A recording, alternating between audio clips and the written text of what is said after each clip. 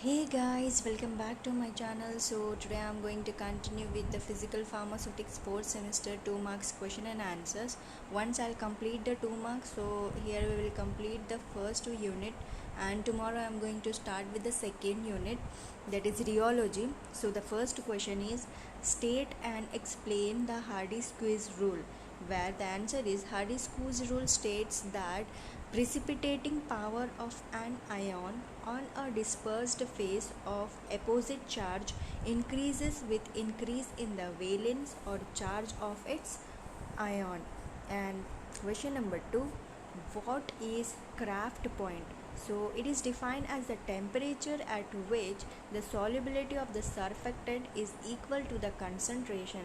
So at the Kraft point, the concentration of the surfactant is sufficient to form a micelle, where the micelles are more soluble in the water than the monomers. Thus, the solubility shows a sudden increase by several floods. This type behavior is exhibited by criteria and certain non-ionic surfaces active agents. Question number 3, define and classify colloids, where the colloid is a homogeneous non-crystalline substance consisting of large molecules or the ultramicroscopic particles of one substance dispersed through a second substance, and the classification is lyophilic, lyophobic and association colloids. And the fourth question, what are association colloids? So the association colloids is also known as amphiphilic colloids. These are small molecules having both polar and non-polar group which exist separately in the dilute solution but associate at the CMC to form a micelle of colloidal dimensions. So the association colloids are thermodynamically stable. And question number 5, what is gold number? So the gold number is defined as a minimum weight of milligrams of protective colloid which is required to prevent a color change from red to violet in 10 ml of gold solution on addition of 1 ml of 10% solution with NaCl, and it lowers the gold number and greater the protective action. Question number 6, what is Tyndall effect? So when a narrow beam of light passes through a colloidal dispersion, the path of the light illuminated and can be absorbed at the right angle. This is the Faraday-Tyndall effect. It is also absorbed due to the interaction of the particles with light. Question number 7, what is zeta potential? Give example. So the zeta potential is defined as the difference in the potential between the surface of the light bound layer, in the sense shear plane, and the electroneutral region of the solution. And the example is sodium citrate is used to increase the zeta potential of the suspended particles in the calamine lotion. Question number 8, what is Nernst potential? Give example.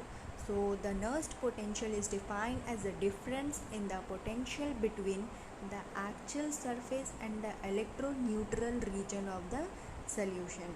And question number 9, what is electroosmosis and electrophoresis? So the electroosmosis, it involves in the movement of the liquid through a porous plug which containing the immobilized charged particle under the influence of an applied potential difference, where the electrophoresis involves in the movement of the charged particles through a liquid under the influence of an applied potential difference to an oppositely charged electrode. So question number 10, what is streaming potential? So the streaming potential is due to the displacement of the charges which is equilibrated in the double layer around the solid. So the liquid force through a plug of a powdered solid at a constant rate and the potential difference across this plug is measured. And question number 11, explain the term collide and mention its application.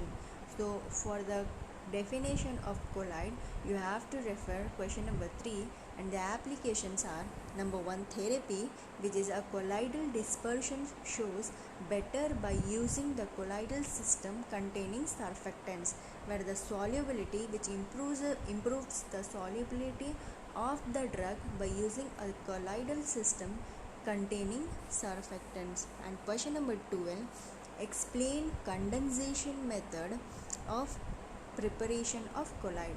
So in these methods, the particles of the colloidal dimensions are prepared by aggregation of particles, where the molecular range, so this is usually achieved by means of a chemical reaction that results in the formation of colloidal dispersion, which forms a solution.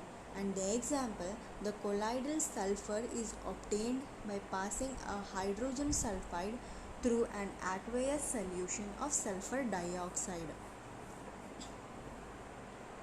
Question number 13, what is meant by protective colloid? Mention one example for the same.